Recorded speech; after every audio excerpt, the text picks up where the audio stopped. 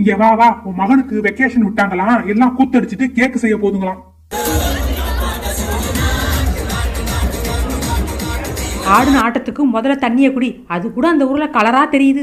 அம்மா, Italian tiramisu செய்ய போறேன். அதுக்கு லேடிஸ் ஃபிங்கர்ங்கிற குச்சி பிரெட், விப்பிங் கிரீம், மாஸ்கர்போனே சீஸ், சுடுதண்ணில கரைச்சு வச்ச சன்ரைஸ் பவுடர் எல்லாத்தையும் எடுத்துக்கிட்டு விப்பிங் கிரீமை பீட் பண்ணிக்கணும். அதுல சுகர், வெனிலா எசன்ஸ் எல்லாம் சேர்த்துக்கணும்.